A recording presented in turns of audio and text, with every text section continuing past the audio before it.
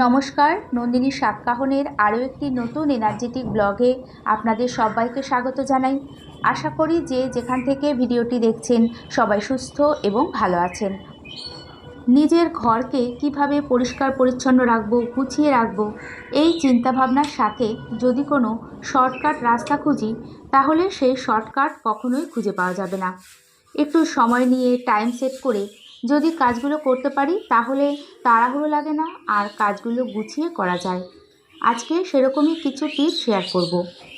তার সাথে কাজের মধ্যে আজকাল ফোন রিসিভ করার জন্য কিছুটা সময় এক্সট্রা ধরে রাখতে হয়। আজকের ভিডিওটা একেবারে সকাল সকাল ব্যালকনি থেকে শুরু করলাম। গত পরশু ভোরের দিকে ওই 4টে সাড়ে 4টে নাগাদ আমাদের এখানে প্রচণ্ড হাওয়ার সাথে হালকা বৃষ্টিও হয়েছে। ঘুমের মধ্যেই হঠাৎ যখন বুঝতে পারি হাওয়া দিচ্ছে, সাথে সাথেই ব্যালকনিতে এসে এই যে ওপরে রাখা ইনডোর প্লান্টের টবগুলো সব নিচে নামিয়ে রাখি।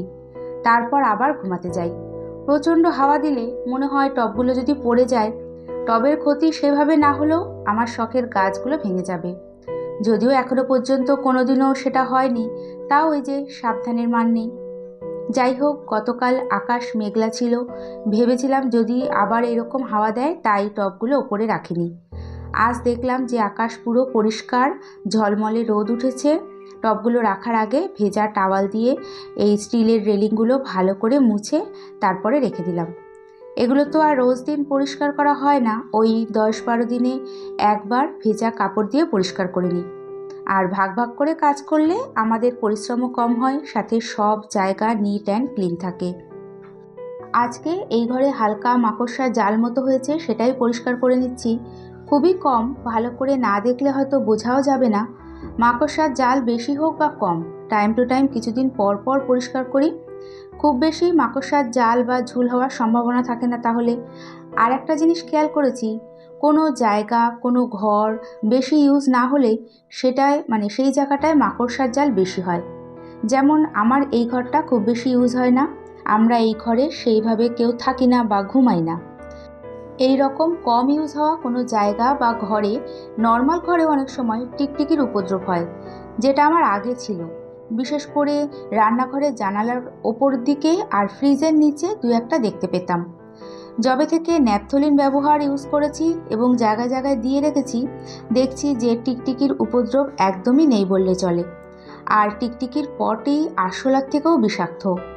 ন্যাপথলিনের গন্ধে টিকটিকির শ্বাসকষ্ট হয়, তাই টিকটিকি আর আসে না। অনেকদিন পর দেখতে পেলে বুঝি যে ন্যাপথলিনটা শেষ হয়ে গেছে। অনেক সময় লবঙ্গ, শুকনো লঙ্কা ইউজ করা যায়, তবে আমি ন্যাপথলিনটাই দিয়ে রাখি, আর এটা খুব ইজি। যাই হোক, আমাদের প্রত্যেকের সংসারের কাজের কোনো শেষ নেই। সেই সকাল থেকে রাত পর্যন্ত কম বেশি চলতেই থাকে। আর যাদের হেল্পিং হ্যান্ড নেই, তাদের কতটা পরিশ্রম হয়, যাদের হেল্পিং হ্যান্ড নেই তারাই বুঝবে। আর যদি সংসারের টোটাল কাজের সাথে মাঝে মাঝে বাজার করে তারপর রান্না করতে হয়, তাহলে তো ব্যাস হয়ে গেল। কিন্তু সেই বিরক্তিকে দূরে সরিয়ে রেখে স্মুথলি আমরা ঠিক কাজগুলো কমপ্লিট করি। এই সময় বুদ্ধি করে কম পরিশ্রমে কাজগুলো করার চেষ্টা করি। আজ যেমন দেখতেই পেলেন 3 রকম মাছ ধুয়ে নিলাম: কাতলা মাছ, চিংড়ি মাছ, ছোট ছোট ট্যাংরা মাছ। 8:30 নাগাদ বাজারে গেছিলাম, তারপর মাছ এনে মাছগুলো ধুয়ে নিয়েছি। ট্যাংরা মাছ আজকে করব না, কাতলা মাছ রান্না করব। কাতলা মাছের বেশ কিছুটা তেল রয়েছে, সেটা করব, যেটা আমার ভীষণ প্রিয়। আর করব কিছুটা চিংড়ি মাছ দিয়ে ভেন্ডি আলু দিয়ে তরকারি। ভেন্ডিগুলো ঘরেই ছিল, ভীষণ কচি কচি, সেগুলো ধুয়ে এই যে কেটে নিচ্ছি। ট্যাংরা মাছ আর বেশিরভাগ চিংড়ি মাছটা ফ্রিজে রেখে দিয়েছি। গুছিয়ে কাজ করতে আমরা কম বেশি সবাই পারি, আবার অনেকেই চেষ্টা করি। আর এই চেষ্টা করতে করতে একদিন দেখা যায় সত্যি আমরাও সবার মতো গুছিয়ে কাজ করতে পারি। তবে গুছিয়ে কাজ করার একটা অন্যতম টিপস হলো একটু আগের দিন রাতে কাজের প্ল্যান করে নেওয়া। এই টিপসটা ইগনোর করলে পরদিন কাজে গোলমাল হবেই। আমার বহুদিন হয়েছে, তাই শেয়ার করলাম। আগের দিন প্ল্যান করে নেওয়া মানে এটা না যে আগের দিন সমস্ত রান্নার জোগাড় করে নিলাম, বিশেষ করে কাটাকাটি। সেটা সবসময় সম্ভব হয় না, আর হলে তো খুবই ভালো। যাই হোক, রান্নাবান্না, ঘর মোছা, কাচাকাচি ছাড়াও ঘরের এমন কিছু কাজ থাকে যেগুলো রেগুলার করতে হয় না, ঘুরিয়ে ফিরিয়ে সপ্তাহে বা 15 দিনে করতে হয়। সেগুলোতে অন্য কাজের থেকে অনেকটা সময় লাগে। আজ যেমন ব্যালকনিটা পরিষ্কার করে, একটা ঘরের ঝুল পরিষ্কার করে চাদর চেঞ্জ করে নিয়েছি, তার বাইরেও আপনাদের মতো ঘরের বাকি কাজগুলো সব কমপ্লিট করেছি। তারপর এই যে রান্নাটা শুরু করলাম। ঘরে অল্প কটা কাঁচা লঙ্কা ছিল আর লঙ্কা পেস্ট ছিল না।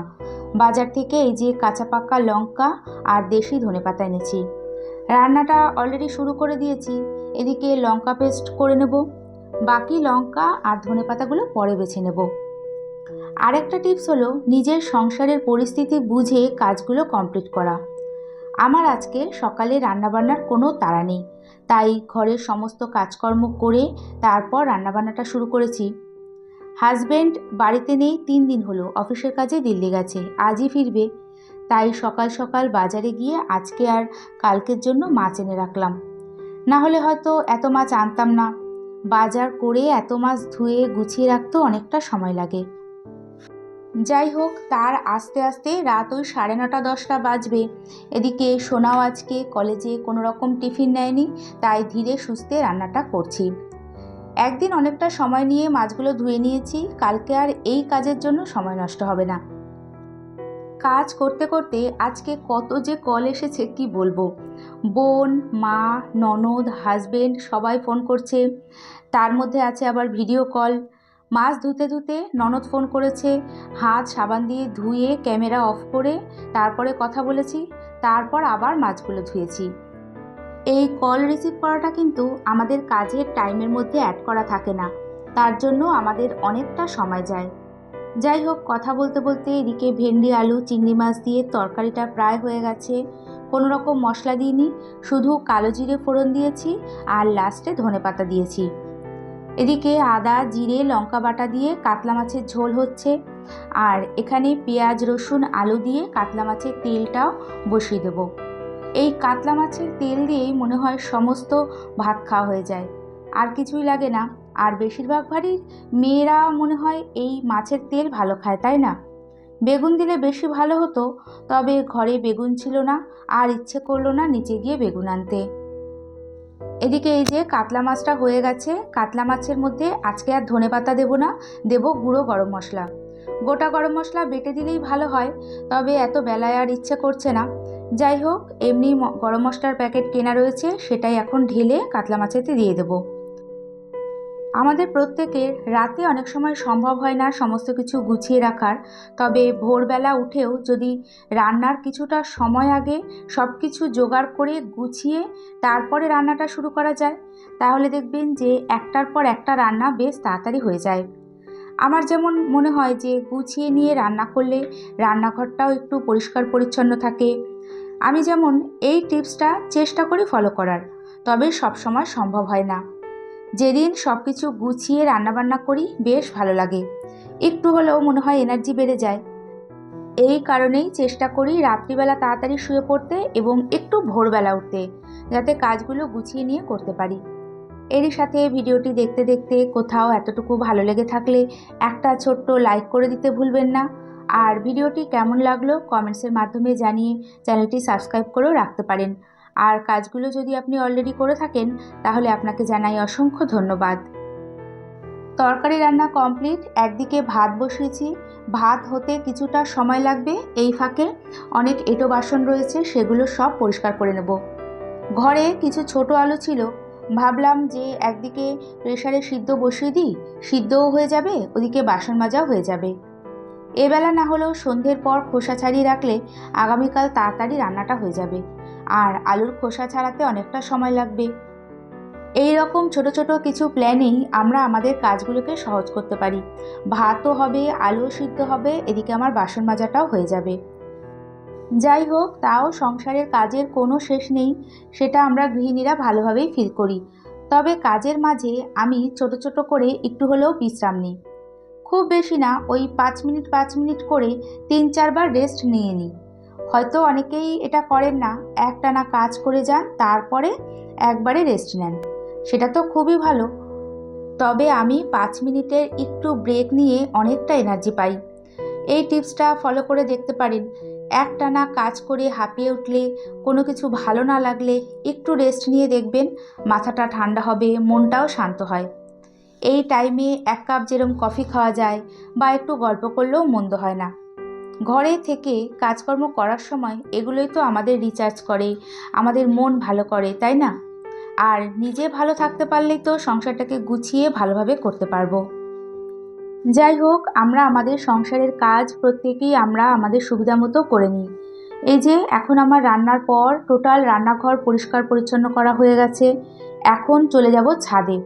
আর ছাদে এসে দেখছি যে ভীষণ কড়া রোদ উঠেছে। কড়া রোদ হলেও রোদটা না ভীষণ ভালো লাগছে। গতকাল কিছু পাপোশ আর রান্নাঘরের কার্পেটটা কেচে ছাদে মেলে দিয়েছিলাম। গতকাল ওয়েদারটা ভালো ছিল না, একটু মেঘলা মেঘলা ছিল, তাই এগুলো এখানেই ছিল। এখন কড়া রোদে শুকানোর পর এগুলো ঘরে নিয়ে যাব। যাই হোক, প্রত্যেকের সংসারে প্রচুর কাজ থাকে, তবে চোখে দেখলেই কাজ আর না দেখলেই কাজ কম, এটাই যা। এরই সাথে আবারও দেখা হবে এই আশা নিয়ে আজকে ভিডিওটি এখানেই শেষ করছি। আর এতক্ষণ আমার সাথে থাকার জন্য সবাইকে জানাই অনেক ধন্যবাদ।